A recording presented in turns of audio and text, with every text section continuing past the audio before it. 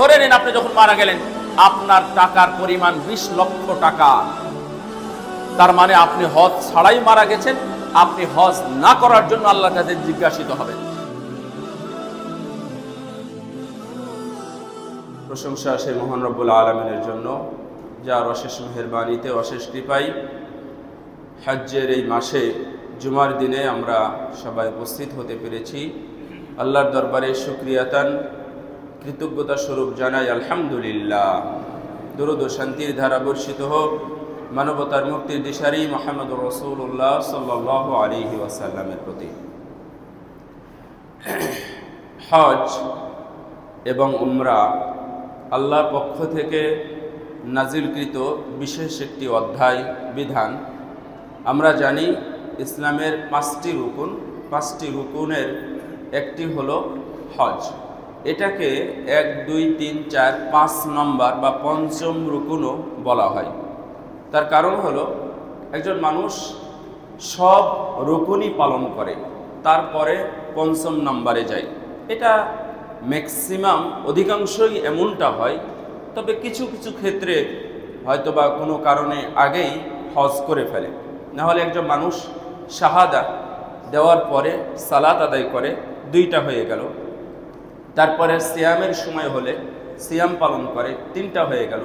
আর একজন মানুষ ওয়ালিল্লাহি আলান নাসি হিজ্জুল বাইতি মান ইসতাতা ইলাইহি সাবিলা, যাদের রাস্তা সুগম সহজ এবং যাদের সামর্থ্য আছে তাদের উপরে হজ ফরজ। এই আয়াতের আলোকে বোঝা যায় যে আপনার উপরে হজ ফরজ হওয়ার আগে যাকাতটা ফরজ হয়ে গেছে। এজন্যই এটা হলো পঞ্চম রুকুন। এটার যত ফজিলত আছে রুকুন হিসাবে পালন করলে আর অন্য কোনো রুকুনের এত ফজিলতের কথা হাদিসে কোরআনে নেই। যখন যেটা বর্ণনা করা হয় তখনই সেটাকে আমরা উঁচু স্থানে তুলে ধরি, এটা ঠিক নয়। কারণ আপনি সিয়াম পালন করলে যেটা হবে এটা আছে, এটা শুনেছেন। বলা হয়নি লাইসা লাহু জাযাউন ইল্লাল জান্নাহ আল হজ্জুল মাবরুর, যাদের হজ কবুল হয়ে যায় তাদের প্রতিদান পুরস্কার জান্নাত ছাড়া আর কিছু নাই। সুবহানাল্লাহ। অথচ সালাতের ব্যাপারে দেখেন, যাকাতের ব্যাপারে দেখেন, এমনকি সিয়ামের ব্যাপারেও যদি দেখেন সরাসরি এই ভাষায় নাই যে আল হজ্জুল মাবরুর লাইসা লাহু জাযাউন ইল্লাল জান্নাহ। হজ কবুল হয়ে গেল, মাকবুল হয়ে গেল মানে আপনার জন্য আর কোনো প্রতিদান, আর কোনো হিসাব, আর কোনো প্রবলেম, আর কোনো সমস্যা আপনার সামনে কিছুই থাকবে না। শুধু একটাই পথ, তা হলো জান্নাতের পথ আপনার জন্য খোলা। সুবহানাল্লাহ। রাসূল সাল্লাল্লাহু আলাইহি ওয়াসাল্লাম বলেন, মান হাজ্জা ফালাম ইয়ারফুস ওয়া লাম ইয়াফসুক রাজা'a কায়াউমি ওয়ালাদাতুহু উম্মুহু, কেউ যদি হজ করে, হজ্জের মধ্যে বড় গুনাহ ছোট গুনাহ থেকে মুক্ত থাকে, তার মানে হজ হতে হবে আল্লাহর জন্য। হজ্জের মধ্যে গিয়ে কেউ রফাত মানে হচ্ছে স্ত্রী সহবাস বা এর চাইতে বড় গুনাহ, রফাত তার মানে হচ্ছে বড় গুনাহ, যে কোনো বড় গুনাহ। তারপর ওয়ালা ফুসুক এবং ছোট গুনাহ, মাসিয়া নাফরমানি বা ছোটখাটো, কেউ ইচ্ছাকৃতভাবে টাকনির নিচে কাপড় পরে, ইচ্ছাকৃতভাবে দাড়িগুলো মুন্ডন করে, ইচ্ছাকৃতভাবে মেয়েদের দিকে তাকিয়ে থাকে, ইচ্ছাকৃতভাবে এই ধরনের ছোটখাটো যে গুনাহগুলো থেকে মুক্ত থাকে। রাসূল সাল্লাল্লাহু আলাইহি ওয়াসাল্লাম বলছেন ওয়ালা জিদালা, এমনকি কারো সাথে তর্কে জড়ালো না। তাহলে ওই লোক যেই দিন হজ করে বাংলাদেশে বা তার দেশে বা বাড়িতে ফিরবে, সেই দিন নিষ্পাপ ভূমিষ্ঠ সন্তান যেই দিন দুনিয়াতে এসেছিল নিষ্পাপ হয়ে, ওই দিন সে নিষ্পাপ হয়ে বাড়িতে ফিরবে। সুবহানাল্লাহ। এটা হলো হজ্জের অনেক বড় পুরস্কার। হজ নিয়ে আমাদের মধ্যে আলোচনা হয়, হজ কখন করতে হয়, হজ আমি কিভাবে করব, হজ্জের টাকাটা আমি কিভাবে অর্জন করব। যে কোনো জায়গা থেকে পড়ে পাওয়া, খুঁটে পাওয়া সেই টাকার মালিক হয়ে গেলাম, আমি কোটিপতি হয়ে গেলাম, এই টাকা দিয়ে আমি কি হজ করতে চলে যাব? আমার পর কি হজ ফরজ হয়ে গেল? বাড়ি তো হয়ে গেছে, তার মানে বাড়ি তো করেছেন আপনি সুদের টাকায়, বাড়ি করেছেন হয়তোবা ঘুষের টাকায়, বাড়ি করেছেন হয়তোবা কোনো জাল জুয়ারি করার টাকায়, কোনো জমি জাল করার টাকায় বাড়ি করেছেন। তার মানে আপনার উপর হজ ফরজ হয় নাই। আপনার পবিত্র হতে হবে, আপনাকে আগে সব কিছু থেকে মুক্ত হতে হবে, এরপরে আপনি হজ্জের নিয়াত করবেন। টাকা থাকলেই হজ নয়। আল্লাহ বলছেন আল হজ্জু আশহুরুম মালুমাত, মানব সকল হজ নির্দিষ্ট মাসে। ফামান ফারাদা ফীহিন্নাল হজ্জ, তোমাদের উপর যাদের হজ ফরজ হয় বা হজের নিয়াত করো, ফালা রাফাসা ওয়ালা ফুসুকা ওয়ালা জিদালা ফিল হজ, তারা যেন হজ্জের মধ্যে গিয়ে ছোট বড় গুনাহ থেকে মুক্ত থাকে এবং তর্ক বিতর্ক থেকে মুক্ত থাকে, তর্ক বিতর্ক যেন এড়িয়ে চলে। ফামান ওয়া তাফআলু মিন খাইর ইয়ালামুহুল্লাহ, তোমরা কি করো না করো, কল্যাণকর কোনো কাজ করলে মানুষকে দেখিয়ে করার দরকার নেই, তুমি করলেই আল্লাহ রাব্বুল আলামিন সে বিষয়ে খবর রাখেন। ওয়া তাযাওয়াদু, তোমরা হজ্জের নিয়াত করেছো, হজ্জের জন্য পাথেয় সংগ্রহ করো, হজ্জের জন্য পাথেয় সংগ্রহ করো। তার মানে তোমাদের টিকিটের দরকার, পাসপোর্টের দরকার, ভিসার দরকার, তারপরে তোমাদের ব্যাগ লাগেজ ইত্যাদি এগুলোর দরকার, এগুলো তোমরা গুছাও। ওয়া তাযাওয়াদু, তোমরা এগুলো সংগ্রহ করো। তোমাদের কাপড় লাগবে, খাবার লাগবে, পথ পরিষ্কার হতে হবে, সুস্থতা লাগবে, গাড়ি পেতে হবে, বিমান পেতে হবে, অথবা এইভাবে সব কিছু রেখে তোমরা সব কিছু ব্যবস্থা করো। তবে মনে রেখো, ফাইন্না খায়রাজ যাদ আত-তাকওয়া, তবে সর্বোত্তম পাথেয় হলো তাকওয়া, আল্লাহ ভীতি। তোমাদের পাসপোর্ট, টিকিট, ভিসা সবই তোমাদের হলো, দুইখানা সাদা কাপড়ও গুছানো হলো, তোমাদের ব্যাগ বস্তা সব সাজানো হলো, খোঁজ নিয়ে তুমি দেখতে পাচ্ছ আমার ভিতরে তাকওয়া নাই, তার মানে তোমার উপর হজ এখনো ফরজ হয় নাই। আগে তাকওয়া সংগ্রহ করো, তারপরে তুমি হজে যাও। তাকওয়া ছাড়া হজ নাই, তাকওয়া ছাড়া কুরবানি নাই, তাকওয়া ছাড়া সালাত নাই, তাকওয়া ছাড়া সিয়াম নাই, তাকওয়া ছাড়া কোনো ইবাদত আল্লাহর দরবারে কবুল হবে না। ইন্নাল্লাহা লা ইয়াকবালু মিনাল আমাল ইল্লা মা কানা লাহু খালিসা উবতুগিয়া বিহি ওয়াজহু। শোনো, যারা আল্লাহ ছাড়া অন্য কারো জন্য হজ করে, অন্য কারো জন্য ইবাদত করে, অন্য কারো জন্য সালাত আদায় করে, যেখানে আল্লাহর সন্তুষ্টি উদ্দেশ্য ছিল না, যত আমলই হোক না কেন, যত কোটি টাকারই দান হোক না কেন, সেই দান আল্লাহর দরবার পর্যন্ত পৌঁছবে না। আপনি অযথা ইমাম খতিবের সাথে দ্বন্দ্ব ফাসাদ করবেন যে না কেন পৌঁছবে না, কেন যাবে না, কি দোষ। রাসূল সাল্লাল্লাহু আলাইহি ওয়াসাল্লাম এইভাবে যখন কথা বলছিলেন, একজন সাহাবী একবার, দুইবার, তিনবার একই প্রশ্ন করে রাসূল সাল্লামকে পুনরাবৃত্তি করছিলেন, কেন কবুল হবে না? ফাআদাহা সালাসা মাররাত, কেন তার জিহাদ কবুল হবে না, কেন তার শাহাদা কবুল হবে না, কেন সে শহীদের মর্যাদা পাবে না? যুদ্ধ করেছিল শহীদ হওয়ার জন্য, জান্নাত লাভের জন্য, দুনিয়াতে খ্যাতি অর্জন করার জন্য যুদ্ধ করেছিল। রাসূল সাল্লাল্লাহু আলাইহি ওয়াসাল্লাম বললেন না, ওর যুদ্ধ কবুল হয়নি, ওর শাহাদাত কবুল হয়নি, ও শহীদি মর্যাদাও পায়নি। এই কথা বলার পরে রাসূল সাল্লাল্লাহু আলাইহি ওয়াসাল্লামকে ওই সাহাবী আবু উমামা আল বাহিলি রাদিয়াল্লাহু তাআলা আনহুর হাদিস জিজ্ঞাসা করলেন, কেন কবুল হবে না, কেন শহীদ হবে না, কেন সে জান্নাতি হবে না? রাসূল সাল্লাল্লাহু আলাইহি ওয়াসাল্লাম তিনবারের প্রশ্নের উত্তর একই বলেছিলেন, লা শাইআ লাহু, লা শাইআ লাহু, লা শাইআ লাহু, না, তার কিছুই নাই, তার জান্নাত নাই, পরকাল অনিশ্চিত। এই কথা বলার পরে বললেন, কেন?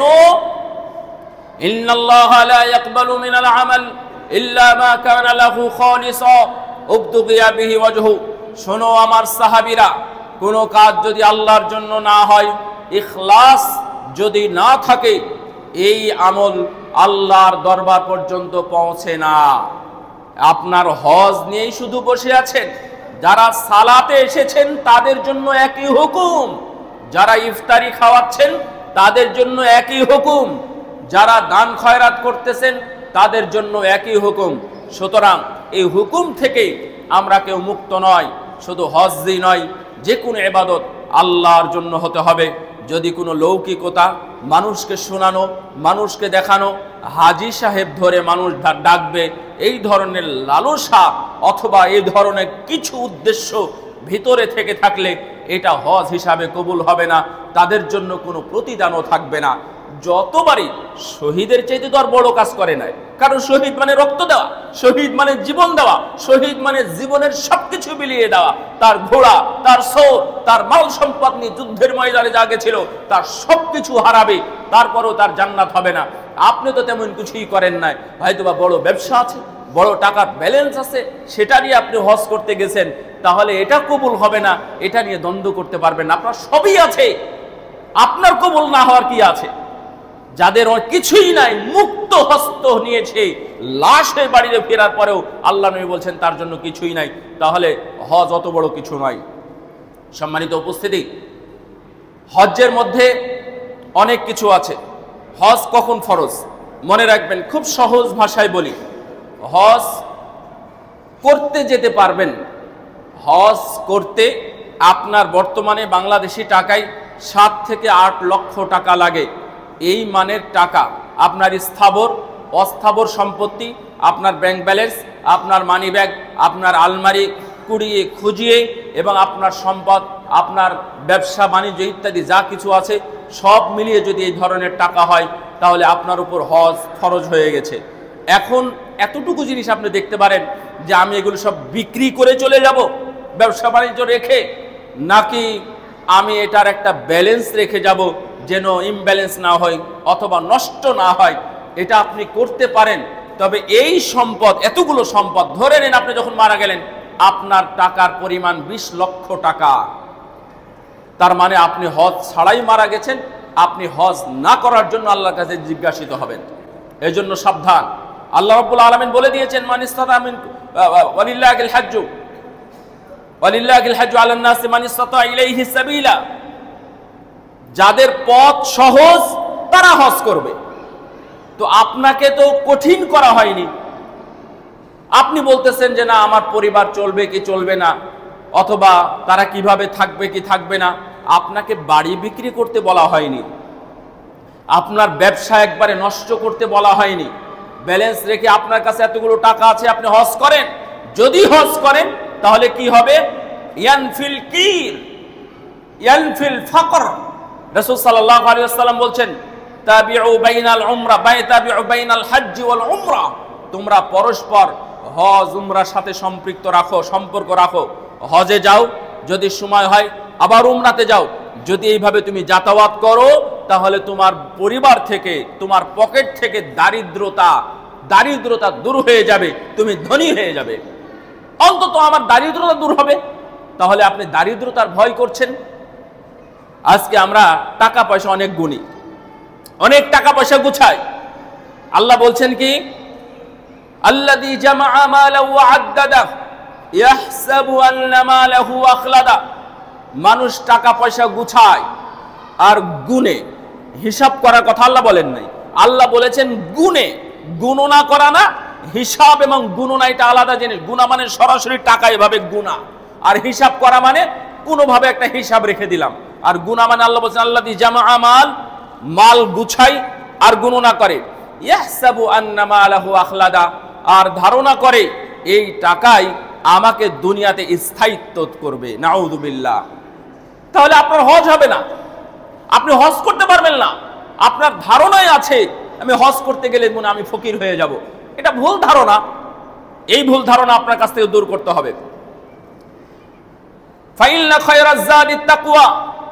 আল্লাহ বলছেন সর্বোত্তম পথে হলো তাকওয়া। তার মানে আপনার টাকা আছে কিন্তু আপনি হজে যাচ্ছেন না, তার মানে বুঝবেন আপনার মধ্যে তাকওয়াটা কমে গেছে। আপনার কাছে তাকওয়া নাই। তাকওয়া না থাকার কারণে আপনি হজে যাচ্ছেন না। আপনার তো ভয় করা উচিত। আল্লাহ বলছেন ওয়াত্তাকুনি ইয়া উলিল আলবাব। আয়াতের শেষ অংশ এটা, ওয়াত্তাকুনি ইয়া উলিল আলবাব।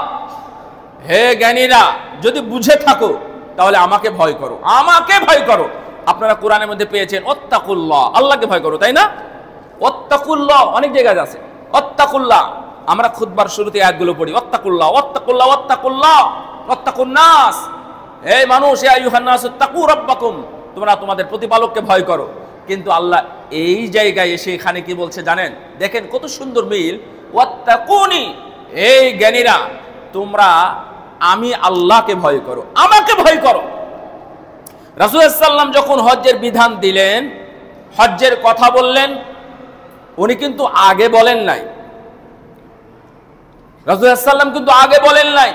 বিদায় হজ্জের ময়দানে যাওয়ার পরে বলছেন, এই মানব সকল, খুযু আন্নী মানাসিকাকুম, খুযু আন্নী মানাসিকাকুম, তোমরা আমার কাছ থেকে বিধান নাও।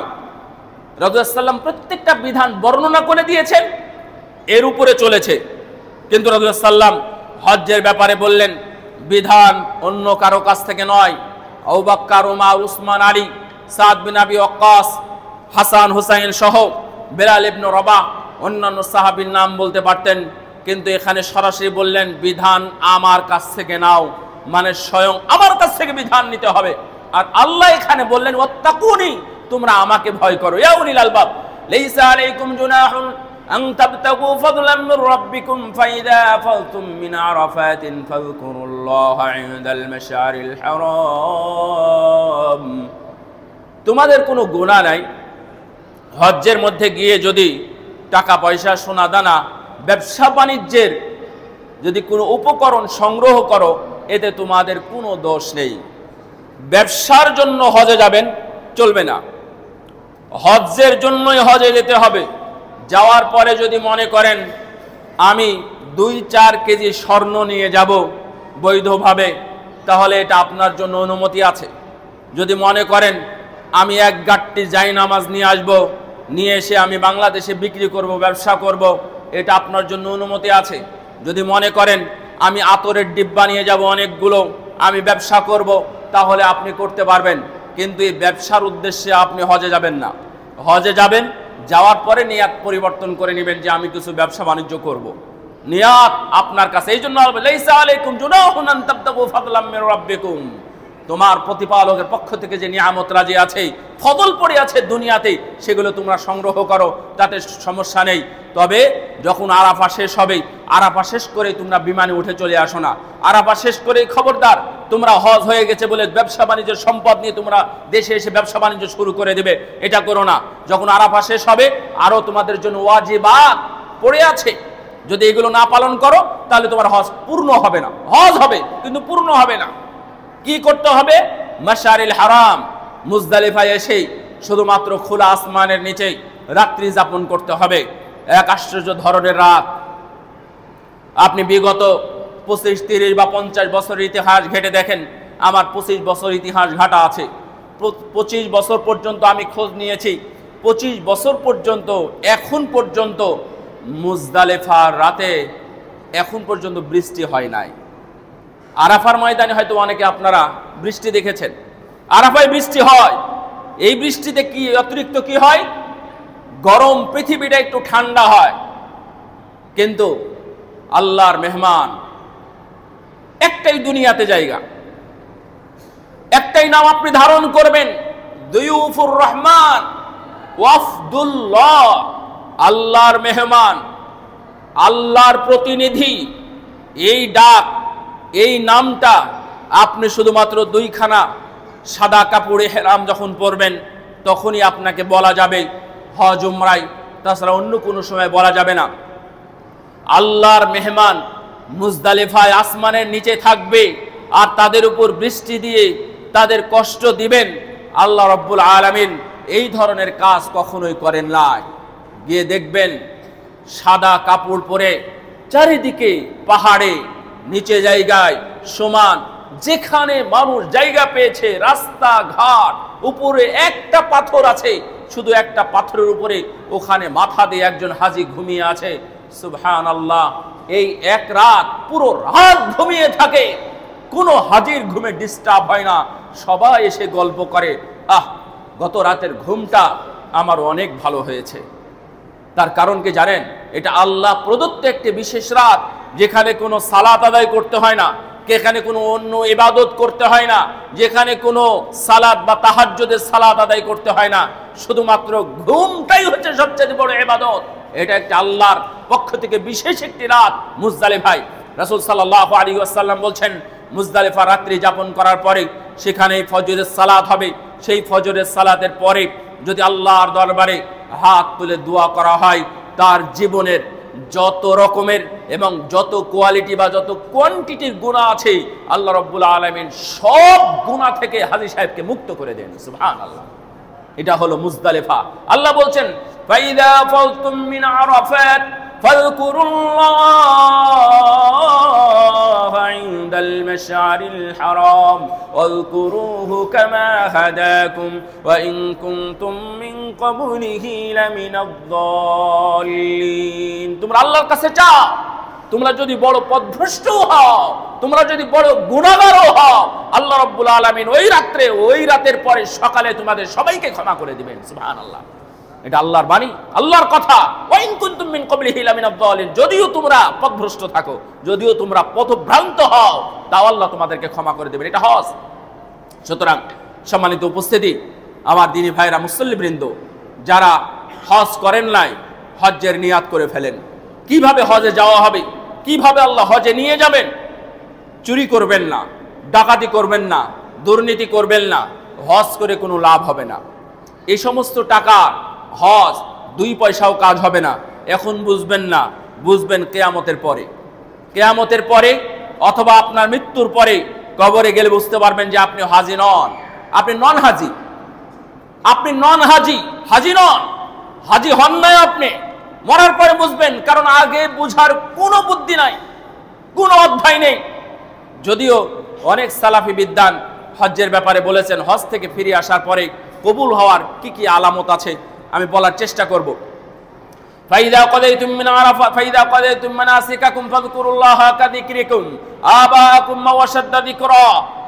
মনে রেখো, যখন তোমাদের আরাফা শেষ হয়ে যাবে, আরাফা যখন শেষ হয়ে যাবে, তখন তোমরা আল্লাহকে স্মরণ করবে। তোমার বাপদাদাকে যেভাবে স্মরণ করো তার চাইতেও বেশি স্মরণ করো আল্লাহকে। আমিনহুম মান ইয়াকুলু রাব্বানা আতিনা ফিদ দুনিয়া। অনেকে চাই, আল্লাহ তুমি আমাকে একটা শিল্পপতি বানাও, তুমি আমাকে একটা টাওয়ারের মালিক বানাও, আল্লাহ তুমি আমাকে অমুক মেয়েকে পাইয়ে দাও, তুমি আমাকে অমুককে শ্বশুর বানানোর তৌফিক দাও, ইত্যাদি দোয়া করে। যাই হোক, এই ধরনের এটা আল্লাহ বলছেন, আমিনহুম মান ইয়াকুলু রাব্বানা আতিনা ফিদ দুনিয়া, আল্লাহ তুমি আমাকে শুধু দুনিয়াতে দাও। ওয়া মা লাহু ফিল আখিরাতি মিন খালাক। রাসূল সাল্লাল্লাহু আলাইহি ওয়াসাল্লাম তাদের জন্য বলছেন, আল্লাহ রাব্বুল আলামিন তাদের জন্য বলছেন, কিয়ামতের ময়দানে তাদের একটি অংশও থাকবে না। নাউযুবিল্লাহ, নাউযুবিল্লাহ বলেন। আপনারা দুনিয়া চান নাকি আখিরাত চান? আমরা যদিও বলি যে দুনিয়া আখিরাত দুইটাই চাই, তো কোরআনের অন্য আয়াতে আছে কেউ যদি আখিরাত চায় আল্লাহ তাকে দুনিয়াতেও ভরে দেন। সুবহানাল্লাহ। আর যদি কেউ দুনিয়া চায় তাহলে আল্লাহ শুধু তাকে দুনিয়াতে দেন, আখিরাতে দেন না। এই জন্য শুধু দুনিয়া নেবেন না। لا يغرنك تقلب الذين كفروا في البلاد متاع قليل ثم مأواهم جهنم وبئس المهاد। ভিন্ন একটা আয়াত শুনেন, لا يغرنك تقلب الذين كفروا في البلاد। নগরে নগরে, শহরে, দেশে দেশে অমুসলিমদের, বেঈমান বেদিনদের চলাফেরা, তাদের রাজকীয় চলাফেরা, তাদের ক্রেডিট বা তাদের অধ্যায়গুলো তোমাদেরকে যেন ধোঁকায় না ফেলে। কথাটা আবার শোনেন, আল্লাহর কথা, আমার কথা নয়। আমি অনেক সুন্দর যুক্তি দিয়ে খুব গুছালো ভাষায় একবারে খুব সুন্দর করে আমি আপনার সামনে কথা বললাম। এই কথাটা অনেকের কাছে সুন্দর সুন্দর মনে হলেও মনে রাখবেন, আল্লাহর কথা, রাসূলের কথার চাইতে তো সুন্দর কথা হয় না। কথাটা আবার শোনেন, নগরে নগরে চাকচিক্য, ঝকঝকে, সোনালী মডেলের বিল্ডিং অথবা চলাফেরা, ভালো ভালো গাড়ি, ভালো ভালো বাড়ি, অতিরিক্ত ব্যাংক ব্যালেন্স, এইগুলো দেখে তোমরা ধোঁকায় পড়ে যেও না। আমরা ধোঁকায় পড়ে গেছি, আমরা ধোঁকায় পড়ে গেছি। ওর আছে আমার নাই, ও এতবার এটা করে আর আমি করতে পারি না, এতবার ঘুরে আসে আমি ঘুরতে পারি না, ও কত সুন্দর এসি রুমে থাকে আমি থাকতে পারি না, ফ্যানই নাই আমার। গতকালকে আমি ভিডিও করেছি, গতকালকে রাজশাহীতে এশার সালাতের পরে গুড়ি গুড়ি বৃষ্টি হচ্ছে। তো বৃষ্টির মধ্যে আমি আসতেছিলাম, আসতে আসতে দেখলাম এক ফ্যামিলির 4 জন মানুষ, বুড়া বুড়ি, তাদের একটা সন্তান, আর ওই সন্তানের সন্তান মানে তাদের নাতি ঘুরে বেড়াচ্ছে, একটা জায়গায় আছে। তো আমি তাদের কাছে গেলাম, কথা বললাম। আমি বললাম যে আপনারা এখানে কি করতেছেন, আপনাদের জায়গা নাই? বলছে না, জায়গা নাই। তা আমি বললাম যে আপনাদের বৃষ্টি হচ্ছে, থাকবেন কিভাবে? একটা ছেলে মানে যেটা নাতি, ওর বয়স 13, 14, 15 বছর। তো 15 বছর বয়সের নাতিটা ঘুমিয়ে আছে, বিভোর ঘুমাচ্ছে। তখন 9টা বাজে মোটামুটি। তো ঘুমাচ্ছে 9টা, 9:15টার দিকে, একেবারে ঘাসের উপরে, মানে পাটি পেড়ে তার উপর ঘুমাচ্ছে তা নয়। লুঙ্গিটা আপনাদের কাছে খারাপ লাগলে শুনতে হয়, লুঙ্গিটা খুলে পুরোটা গায়ের উপর জড়ে দিয়েছে, গায়ের কোনো পোশাক নাই। গুড়ি গুড়ি বৃষ্টি হচ্ছে, বৃষ্টি থেকে বাঁচার জন্য। আমি ওই মেয়েটাকে জিজ্ঞাসা করলাম, বৃদ্ধাকে, এ ঘুমাবে কোথায়? তো বলছে এখানেই ঘুমাবে, থাকার জায়গা? বলছে না, থাকার জায়গা তো নাই। বললাম যে এই বারান্দাগুলো আছে, এদের একটা সরকারি বারান্দা আছে, ওখানে থাকতে দেবে না? বলছে না, ওখানে গেলে মাঝে মাঝে উঠি, কিন্তু ওরা থাকতে দেয় না। কি রান্না করেছেন, কি খাবেন এখন? দুপুরে খিচুড়ি রান্না করেছিলাম, তো এখন আর খাওয়া দাওয়া ওরকম আমি রান্নাও করতে পারবো না, আর তেমন কিছু নাই, শুধু চাউল আছে। আমি গত রাতের কথা বলতেছি, জুমার রাত, বৃহস্পতিবার দিবাগত রাত, এই রাতের কিছু মর্যাদা আছে, আমি সেই রাতের গল্প আমি আপনাদেরকে করতেছি। ইত্তকার কাহিনী, প্রায় আধা ঘন্টা সময় তাদের সাথে ছিলাম, থেকে আমি ভিতরে কোনো প্রশ্ন করে উত্তর পাইলাম না যে আল্লাহ তাদের বিদ্যুৎ নাই, তাদের ফ্যান নাই, তাদের কারেন্ট যায়ও না, আসেও না, কারেন্ট যায়ও না, আসেও না, সুইচও দিতে হয় না, অন্ধকার। অনেক দিন পরে আমি বাতি দেখলাম, বাতি যেটা কেরোসিন ঢেলে বাতি ধরাতে হতো, আমরা ছোটবেলায় আগে পড়াশোনা করেছি। এই অবস্থায় বাতি ধরায় একদিক থেকে আরেক দিকে যাচ্ছে। আমি আশ্চর্য হয়ে গেলাম। শিক্ষা নেওয়ার জন্য দুনিয়াতে কোথাও না থাকলে এখানে আসা উচিত। আমরা কিভাবে আছি আর ওরা কিভাবে আছে, খাবারের ঠিক নাই, থাকার জায়গার ঠিক নাই, ইত্যাদি। যাই হোক, আর আপনার কত সম্পদ হলে, কত কোটি টাকার মালিক হলে আপনি থামবেন? কত হাজার কোটি টাকার মালিক হওয়ার দরকার? আপনার আরো কত প্রয়োজন? আল্লাহ বলছেন মাতাউন কলিল লা ইয়াগুরুন্নাকা তাকাল্লুবুল লাযিনা কাফারু ফিল বিলাদ মাতাউন কলিল সুম্মা মাওয়াহুম জাহান্নাম সুম্মা মাওয়াহুম জাহান্নাম। শোনো, ওরা যেগুলো পেয়েছে খুব অল্প পরিমাণ, খুব সামান্যই পেয়েছে। দুনিয়াতে তারা অর্জন করবে, থাকবে, ফুর্তি করবে, খাবে, খালাস, শেষ। তারপরে তাদের থাকার জায়গা হলো জাহান্নাম। আপনারা কি জাহান্নাম চান?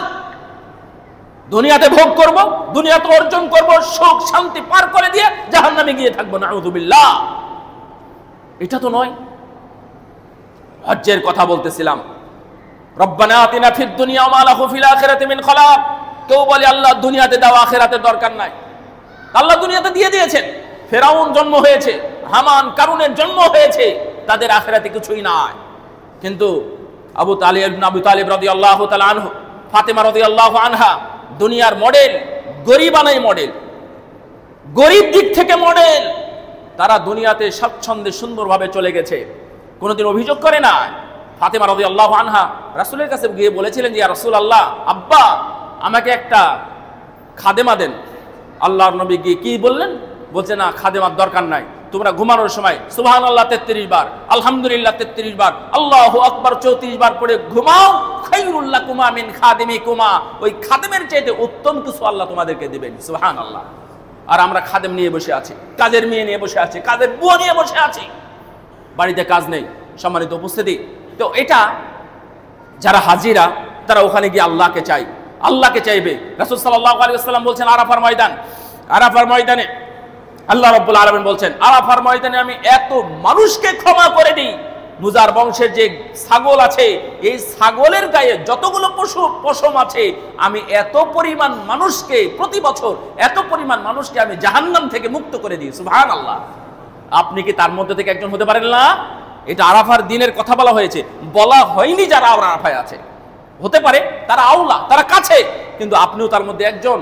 আরাফার দিনে সিয়াম রেখে আরাফার দিনে ইবাদত করেন, আল্লাহর কাছে চান। সেই দিন যদি আরাফা হয় তাহলে সেই দিন আপনি হয়তোবা জাহান্নাম থেকে মুক্তির সনদ পেয়ে যাবেন ইনশাআল্লাহ। এটা সেই মাস আসতেছে ইনশাআল্লাহ। যদি 14 অথবা 15 জুন সময় হয়, এখান থেকে অনেকে হজে চলে গেছেন, অনেকে যাবেন। আপনাদের ইমাম সাহেব শেখ আব্দুল আলিম হাফেজ ও আপনাদের মধ্য থেকে হজে বিশেষ প্রক্রিয়ায় যাবে ইনশাআল্লাহ।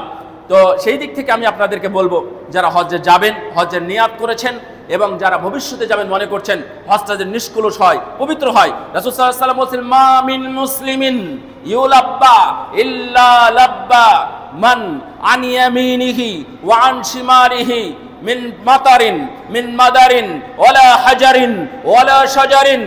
যখন হাজ্জি সাহেব দুইখানা ইহরামের কাপড় পরে লাব্বাইকা বলে আল্লাহু আকবার বলে যখন ডাক দেয়, লাব্বাইক আল্লাহুম্মা লাব্বাইক লাব্বাইক লা শারীকা লাকা লাব্বাইক ইন্নাল হামদা ওয়ান নি'মাতা লাকা ওয়াল মুলক লা শারীকা লাক, গলার আওয়াজ দ্বারা ছেড়ে দিয়ে যখন আল্লাহর কাছে বলে, আল্লাহর নবী বলছেন আল্লাহর কসম ওর আওয়াজ শুনে এই মাটি, এই পাথর, এমনকি গাছ আর ডানে বামে যা কিছু আছে হাত্তা তানকাতি আল আরযু মিনহু, এমনকি এখান থেকে নিয়ে এই চারি সীমানা পৃথিবীর চারিদিকে যারা শুনতে পায় তারা সবাই তার সাথে লাব্বাইক আল্লাহুম্মা লাব্বাইক বলতে থাকে। সুবহানাল্লাহ।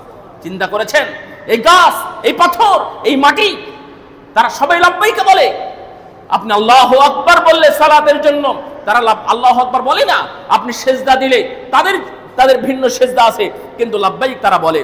সম্মানিত উপস্থিতি, আমার দ্বীনি ভাইরা, হজ্জের অনেক বিধান আছে। রাসূল সাল্লাল্লাহু আলাইহি ওয়াসাল্লাম বলছেন, যখন মানুষ কাবা ঘরকে দেখে, কাবা ঘর এটা একটা ভিন্ন জিনিস, এটা কিছু নাই, কালো পাথর দিয়ে তৈরি করা। যদি কখনো যান দেখতে পাবেন এই ঘরটা আপনার চোখ দিয়ে, খালি চোখ দিয়ে যখন দেখবেন, দেখার সঙ্গে সঙ্গে আপনার চোখ থেকে ঝরঝর করে পানি পড়ে যাবে। সুবহানাল্লাহ। তখন যদি আপনি আল্লাহর কাছে কিছু চান, সঙ্গে সঙ্গে আপনার চাওয়াটা কবুল হয়ে যাবে। কিচ্ছু নয়, আপনি কেবলামুখী হয়ে এইদিকে ঘুরে কেবলামুখী হয়ে যদি আল্লাহর কাছে দোয়া করেন, দোয়া কবুল হয়। সুবহানাল্লাহ। যদি কেবলামুখী হয়ে দোয়া করলে দোয়া কবুল হয়, সেই কেবলার কাছে গিয়ে যখন আল্লাহর কাছে গুনাহ থেকে মুক্তি চাইবেন, জান্নাত চাইবেন, জাহান্নাম থেকে মুক্তি চাইবেন, আল্লাহ রাব্বুল আলামিন সরাসরি আপনাদের কথা সঙ্গে সঙ্গে শুনে নেবেন। সুবহানাল্লাহ। এটাই হচ্ছে আপনাদের হাজ্জীদের এবং উমরাকারীদের জন্য মর্যাদা। আপনারা নিয়াত করবেন ইখলাসের সাথে। লাব্বাইকার মধ্যে শুধুমাত্র কি আছে? তাওহীদ আছে, আল্লাহর কাছে আল্লাহর পরিচয় দেওয়া আছে। এজন্যই আপনারা কেউ হজ উমরা থেকে দূরে থাকার চেষ্টা করবেন না। রাসূল সাল্লাল্লাহু আলাইহি ওয়াসাল্লাম বলছেন, সবচেয়ে ভালো কাজ কোনটি? বললেন ঈমান, তারপরে জিহাদ, তারপরে আল হজ্জুল মাবরুর। তার মানে এখানে অনেক সালাফি সালেহিনরা বলছেন যে লা সালাতা ওয়ালা সিয়ামা ওয়ালা যাকাতা, সালাতের কথা বলেন নাই, সিয়ামের কথা বলেন নাই, যাকাতের কথা বলেন নাই, কেন হজ্জের কথা বললেন? তার মানে সালাত শুধুমাত্র শরীর ক্ষতি হয়, যাকাত শুধু অর্থ হয়, সিয়াম শুধুমাত্র শরীর যায়। কিন্তু যখন হজ করে তখন তার অর্থ সম্পদ সহ তার শরীরকে সেখানে ব্যয় করতে হয়। এই জন্য রাসূলুল্লাহ সাল্লাম আগে হজকে রেখেছেন। এটাই রাসূল সাল্লাল্লাহু আলাইহি ওয়াসাল্লাম বলছেন, ইয়া রাসূলুল্লাহ, আয়েশা বললেন, ইয়া রাসূলুল্লাহ, আমরা তো দেখছি জিহাদটা সর্বোত্তম, তাহলে আমাদের জন্য জিহাদ নেই কেন? তখন রাসূলুল্লাহ সাল্লাম বললেন, শোনো, জিহাদ আফদালুল জিহাদি হজ্জুম মাবরুর, তোমাদের জন্য। এই মেয়েরা শোনেন, আপনারা তো কোনোদিন জিহাদ করতে পারবেন না বা জিহাদের তামান্নাও রাখতে পারবেন না। আপনারা নিয়াত করবেন, মা বোনেরা যারা আছেন বা শুনবেন বা আপনারা গিয়ে শোনাবেন, যে আপনারা নিয়াত করবেন হজ এবং উমরা। আল্লাহর নবী বললেন হজ এবং উমরাই হলো তাদের জন্য জিহাদের চাইতে উত্তম। সুবহানাল্লাহ। তার মানে জিহাদ করলে শহীদ হয়ে যায়, এর চাইতে উত্তম কিছু আল্লাহ হজ এবং উমরার মধ্যে দিয়েছেন। রাসূল সাল্লাল্লাহু আলাইহি ওয়াসাল্লাম ও ইবনে মাসউদ রাদিয়াল্লাহু তাআলা বাইনা হজ ওয়াল উমরা ফাইন্নাহা ইয়ানফিয়ানিল ফাকরা ওয়াদ দুনুবা কামা ইয়ানফিল কিরু খাবাসাল হাদিদ ওয়াদ যাহাবি ওয়াল ফিদ্দাতি। সোনা রূপা অথবা ওই যে লোহার উপরে মরিচা ধরে, যেইভাবে আগুন মরিচাকে দূর করে দেয়, হজ উমরা করলে আপনার অন্তর থেকে কালো দাগ গুনাহগুলো আল্লাহ রাব্বুল আলামিন দূর করে দেন হজ এবং উমরা করলে। সুবহানাল্লাহ।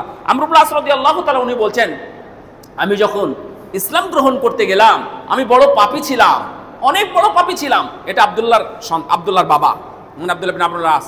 তো আমর ইবনে আস এও খারাপ মানুষ ছিল, তার চেয়ে খারাপ মানুষ ছিল তার দাদা, যেটা রাসূলুল্লাহ সাল্লামকে অপমান করেছেন, রাসূলুল্লাহ সাল্লামকে বিভিন্নভাবে বেইজ্জতি করেছেন, এমনকি অপমান করেছেন। তো আল্লাহ নবী তার বিরুদ্ধে বদদুয়া করেছিলেন, ও ধ্বংস হয়ে গেছে এর বাপ। কিন্তু আমর রাদিয়াল্লাহু তাআলা আনহু আল্লাহর নবীর কাছে এসে বলেন, ইয়া রাসূলুল্লাহ, আমি যে ইসলাম গ্রহণ করব, আমি কি ক্ষমা পাবো?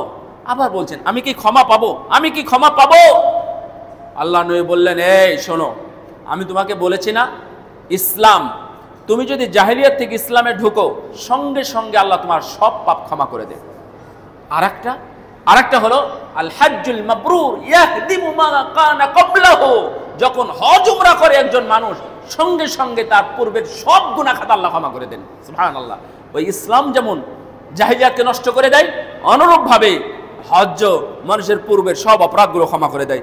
সম্মানিত উপস্থিতি, আমার দিনী ভাইরা, তিনটা মানুষ আল্লাহর মেহমান: গাজী, উমরাকারী, উমরা এবং হজকারী, আর আরেকটা হলো হজ। একটা হলো গাজী, আল্লাহর জন্য যারা ইয়াতে যায়, যুদ্ধ করতে যায়, যারা বাড়ি থেকে মসজিদে আসে, আল্লাহর মেহমান। আজ থেকে মনে রাখবেন, মসজিদে আসে আল্লাহর মেহমান। আর আরেকটা হলো যারা হজ করতে যায়, এরা হলো আল্লাহর মেহমান। সম্মানিত উপস্থিতি, আমার দ্বীনি ভাইয়েরা, আমি আপনাদেরকে হজ্জের নিয়মের জন্য, বিধানের জন্য বড় প্রশিক্ষণের দরকার। তবে একটা জিনিস, হজ যার তার সাথে না গিয়ে যারা জানাশোনা, যারা কোরআন এবং সহিহ সুন্নাহ ভিত্তিক হজ করে, এর সাথে যাওয়ার চেষ্টা করবেন। কারণ হজ্জের মধ্যে অনেক বেদাত আছে, হজ্জের মধ্যে অনেক ভুল ভ্রান্তি আপনাদেরকে করায়। একটা ভুলের শুধু বলি, ফরজ যেটা, ফরজ ভুলটাও করে।